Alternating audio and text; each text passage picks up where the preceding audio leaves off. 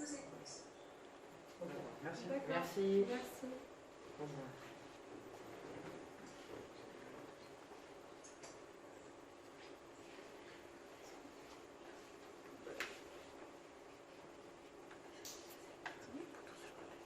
Tu peux commencer. Bonjour, nous sommes des élèves de seconde. Comme au début de l'année, il nous a été donné la possibilité de travailler sur un projet, nous avons décidé de travailler sur le magnétisme. Et en particulier, nous avons voulu étudier une force d'origine magnétique qui s'exerce sur l'aimant lorsque celui-ci se déplace sur une plaque métallique.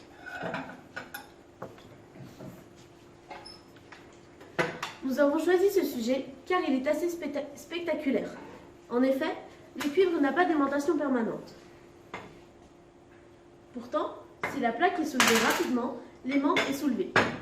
La vitesse de l'un par rapport à l'autre intervient donc pour décrire la force qui s'exerce ici. Au-delà du côté surprenant de ce phénomène, nous voulons tout savoir et pouvoir tout expliquer à propos de la force qui est mise en évidence dans cette expérience.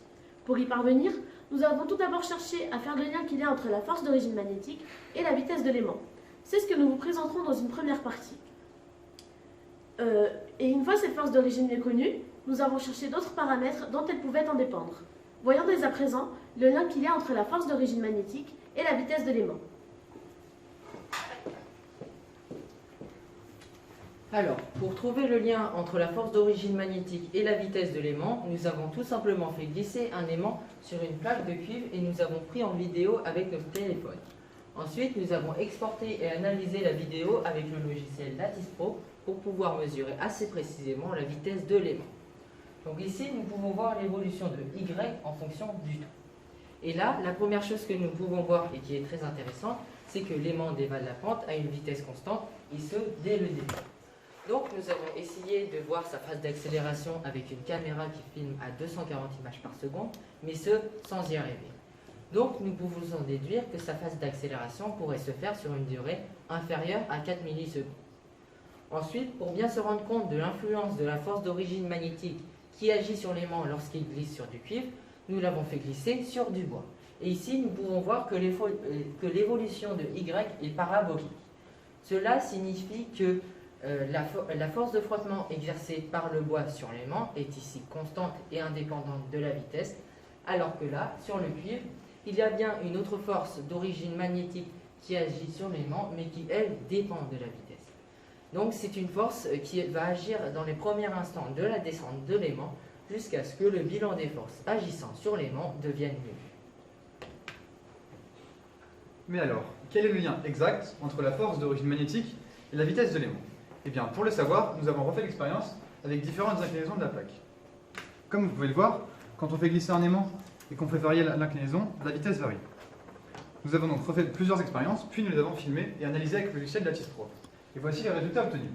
On a ici l'angle d'inclinaison de la plaque et ici les vitesses correspondantes. Grâce à ces mesures, et en appliquant la première loi de Newton, on est capable de calculer Ft, la somme de la force de frottement solide de la force d'origine magnétique, car elle est égale à la composante sur l'axe Y de la force de pesanteur. Le problème, c'est que nous, on ne cherche pas Ft, on cherche seulement la force d'origine magnétique. Alors, pour la trouver, il faut l'isoler, et donc trouver la force de frottement solide. Pour cela, nous sommes partis d'une hypothèse. Si on prolonge la courbe déjà obtenue jusqu'à vitesse 0, comme la vitesse est nulle, la force d'origine magnétique sera nulle aussi, puisque c'est proportionnel. Et donc, Ft sera égal à la force de frottement solide, qui là, en l'occurrence, vaut 0,016 newtons. Grâce à ça, on peut calculer le coefficient de frottement entre l'aimant et la plaque de cuivre, qui lui ne varie pas, quelle que soit l'inclinaison de la plaque.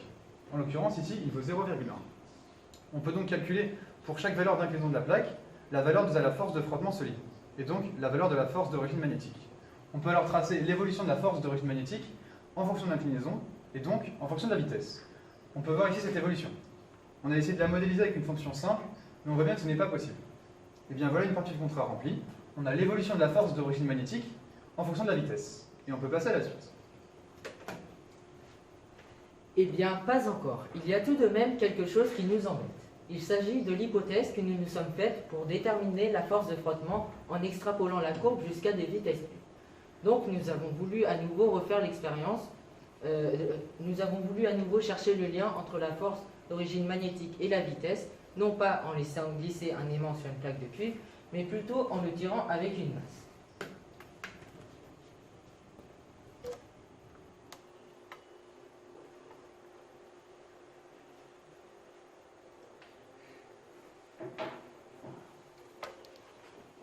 Donc, nous avons fait varier la masse et nous avons pu relever différentes vitesses de l'aimant, ce qui nous a permis de tracer Ft en fonction de la vitesse.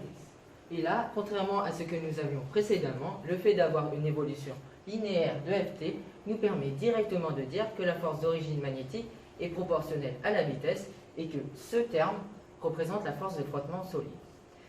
Du coup, cette droite que nous obtenons, qui montre l'évolution de la force d'origine magnétique en fonction de la vitesse, est très intéressante pour deux raisons. Tout d'abord, la modélisation montre clairement que la force d'origine magnétique est proportionnelle à la vitesse. D'autre part, connaissant la force de frottement solide, nous pouvons à nouveau calculer le coefficient de frottement et nous trouvons 0,24 au lieu de 0,1 trouvé en inclinant le plan. Donc, il y a clairement quelque chose que nous n'avons pas pris en compte et qui intervient dans ces deux expériences, mais quoi? Eh bien, pour le savoir, il a fallu que nous comprenions davantage cette force d'origine magnétique.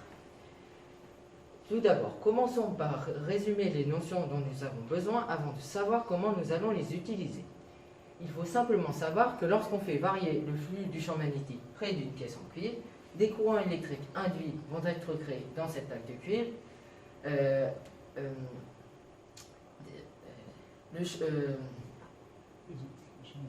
Et donc un champ magnétique induit va être créé et va compenser cette diminution.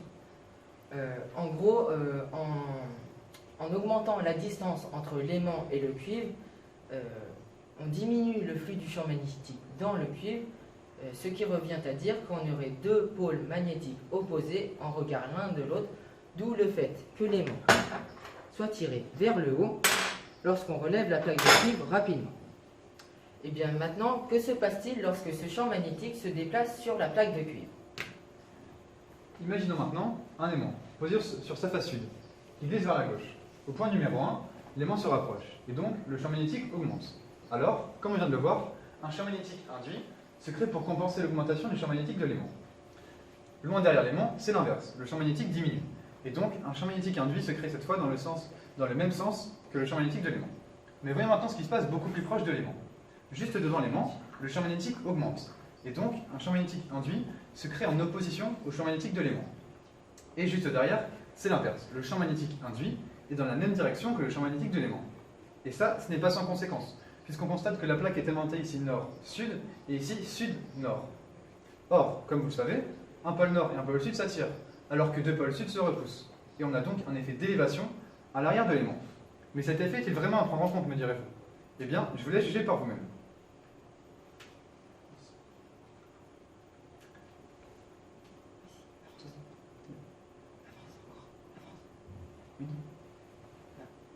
Je vais faire l'expérience manuellement.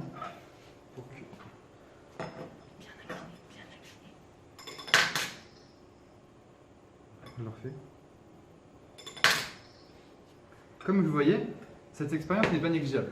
Et on peut donc penser que cette tendance qu'a l'aimant à se soulever à l'arrière risque de rendre nos mesures sur plaque inclinée inexploitables. Alors, la solution que nous avons trouvée, c'est de faire toutes nos mesures sur une plaque horizontale.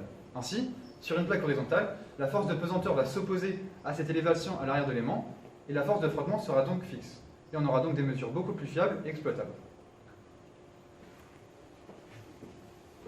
Bien. Maintenant que nous en savons plus sur cette force d'origine magnétique, nous avons voulu savoir si les caractéristiques géométriques de la plaque avaient une forte influence sur le mouvement de l'aimant. En clair, la largeur et l'épaisseur de la plaque sont-elles des caractéristiques importantes qui influencent la force magnétique? Commençons par la largeur de la plaque. Plutôt que de modifier la largeur des plaques de cuivre, ce qui imposait de les couper de façon irréversible, nous avons décalé l'aimant par rapport au bord et nous avons mesuré sa vitesse en fonction de la distance du bord. L'aimant est toujours tiré avec la même force par le biais de la même masse. On peut estimer que seuls les points qui se situent à une distance d'environ 1 cm du centre de l'aimant ont une influence sur le mouvement de l'aimant. On peut voir donc que la force d'origine magnétique est essentiellement créée dans un voisinage très proche de l'aimant. Pourtant, le champ magnétique de l'aimant que nous avons utilisé est fort. Maintenant que nous avons vu comment évolue la force d'origine magnétique en fonction de la largeur de la plaque, nous allons voir comment elle évolue en fonction de l'épaisseur de la plaque. On peut voir de façon qualitative que quand on fait glisser deux aimants identiques sur deux plaques d'épaisseur différentes, ils n'ont pas la même vitesse.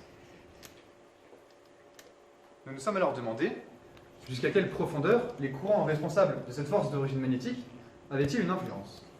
Pour avoir des mesures quantitatives, on va utiliser à nouveau le dispositif horizontal. Cette fois en laissant une masse fixe et en faisant varier l'épaisseur de la plaque.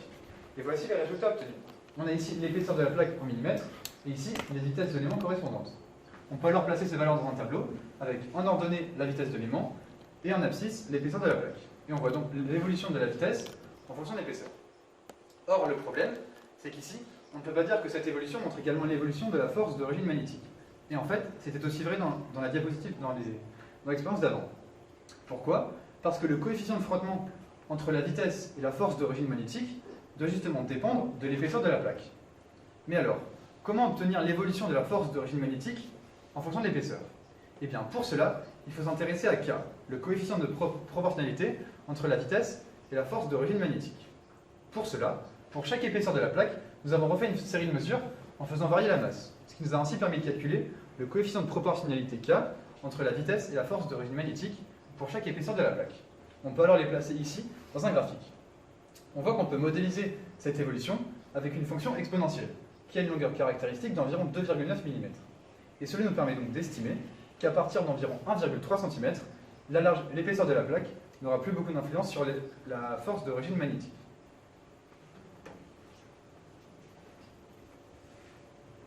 Pour finir, jusque-là, on n'a parlé que d'aimants qui glissent sur du cuivre. Mais que se passe-t-il si l'aimant glisse sur un autre métal? Eh bien, regardez.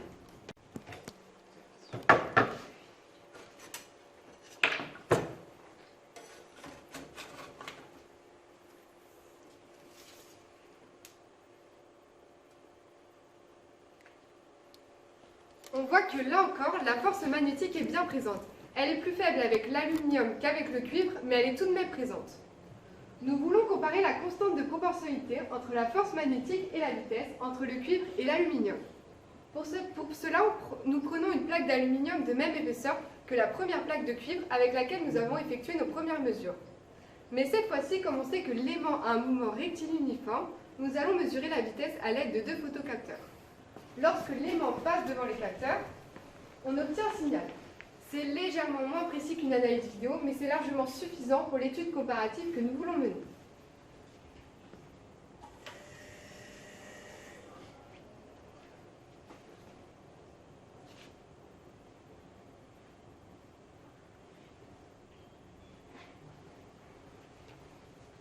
Et voilà ce qu'on obtient. La constante de proportionnalité entre la force magnétique et la vitesse est plus importante pour le cuivre que pour l'aluminium. Comment l'expliquer? Eh bien, notre premier réflexe a été de nous tourner vers les propriétés de conductivité électrique des deux métaux. En effet, puisque la force d'origine magnétique est issue de courant dans le métal, la conductivité électrique pourrait intervenir dans cette différence. On a trouvé que la conductivité électrique du cuivre, 59,6 mégasiemens, est presque 2 fois plus grande que la conductivité électrique de l'aluminium, 35,3 mégasiemens par mètre. Les courants seraient donc moins forts dans l'aluminium que dans le cuivre. Mais mieux que ça, le rapport de la constante de proportionnalité est quasiment égal au rapport de la conductivité électrique. Donc, nous avons fait des expériences identiques, mais cette fois-ci avec une plaque de zinc. Et là encore, même s'il y a de légers écarts, on observe une concordance des deux rapports. Et cela se confirme lorsqu'on fait glisser l'aimant sur une plaque de titane. On ne voit pratiquement pas de freinage magnétique, ce qui est cohérent avec le fait que la conductivité électrique du titane vaut uniquement 3% de celle du cuivre. Donc cette explication en termes de conductivité électrique semble être possible. Nous sommes même allés encore plus loin en vérifiant l'influence de la conductivité électrique en chauffant une plaque de cuivre, ce qui augmente sa résistivité électrique. Donc nous avons mis une plaque de cuivre à 200 degrés et nous avons pris également une autre plaque de cuivre de même épaisseur que nous avons par contre laissée à température ambiante. Nous avons recouvert les deux plaques par du papier sulfurisé et là nous voyons que l'aimant glisse plus rapidement sur la plaque la plus chaude que sur la plaque la plus froide. Donc le LNCMI, laboratoire de Grenoble, avec qui nous avons pu échanger sur le sujet, nous a partagé une expérience lors d'une visioconférence où ils faisaient le contraire. C'est-à-dire qu'ils prenaient une plaque de cuivre et qu'ils allaient refroidir, qu'ils vont refroidir.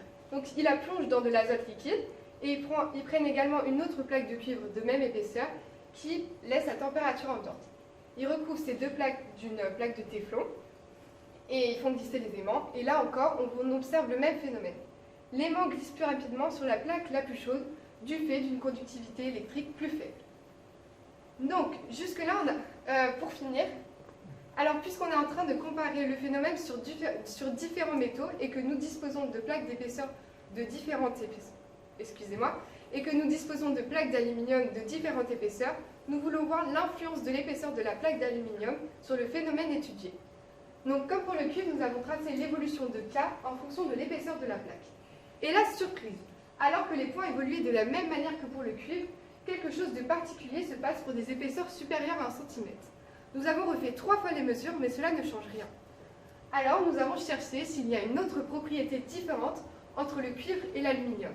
Et on a trouvé que les deux métaux ont une perméabilité magnétique différente, c'est-à-dire qu'ils ne se laissent pas traverser par un champ magnétique de la même manière. Le cuivre est diamagnétique, l'aluminium est paramagnétique. Alors, est-ce que cela explique ces derniers résultats? Est-ce que cela rentre en compte dans le phénomène que nous étudions? Nous ne le savons pas encore. Pour finir, nous voulons revenir sur cette phase d'accélération. Pour pouvoir l'observer, nous avons réalisé des vidéos de l'expérience avec une caméra très performante dans un laboratoire de l'Université de Poitiers. Grâce à des vidéos de 1000 images par seconde avec une très haute résolution, nous avons pu observer cette phase d'accélération. Donc, dans un premier temps, nous avons cherché à modéliser cette phase d'accélération avec une fonction cohérente, avec une force de frottement en kb. Mais nous avons pu voir que cela n'était pas possible. On peut alors donc dire que la modélisation en kb n'est pas valable pour les 20 premières millisecondes du déplacement de l'aimant. On a pu tout de même modéliser ces premiers instants par une parabole, ce qui signifierait que la force magnétique, qu'on a évidemment une accélération constante et que la force magnétique est absente au début du mouvement. Mais ce n'est pas le cas. En effet, nous avons filmé des accélérations pour des plaques de cuivre d'1 mm, de 3 mm et des plaques d'aluminium d'1 mm et 3 mm. Et les accélérations au départ sont toutes différentes en moyenne, alors que nous avons recouvert toutes les plaques par du papier sulfurisé. Donc, une force de frottement étant identique, seule une force supplémentaire d'origine magnétique pourrait expliquer cette différence. Mais elle ne semble pas proportionnelle à la vitesse pour de très faibles vitesses.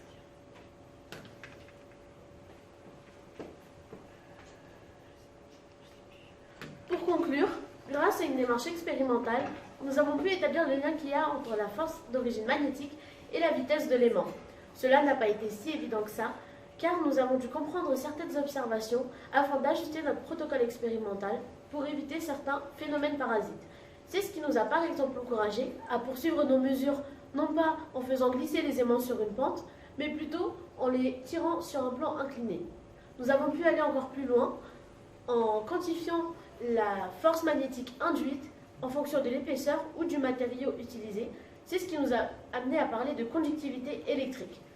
Bien évidemment, nous avons été passionnés par ce qu'on a fait, car c'était très stimulant. C'était très compliqué, mais stimulant. Et pour finir, nous allons vous montrer une petite observation amusante que nous avons réalisée durant l'une de nos expériences.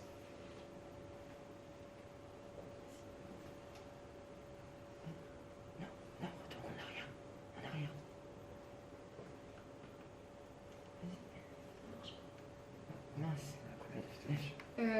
2 minutes. La vidéo ne marche pas.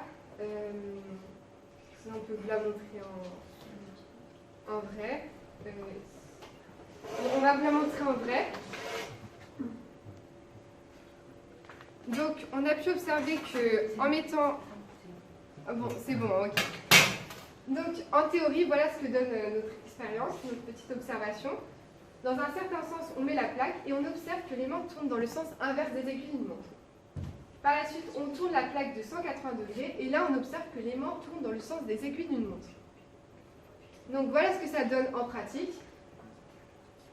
Donc, on a notre plaque de cuivre, on fait glisser l'aimant et là, on voit qu'il tourne dans le sens inverse des aiguilles d'une montre. Nous allons prendre la plaque que nous avons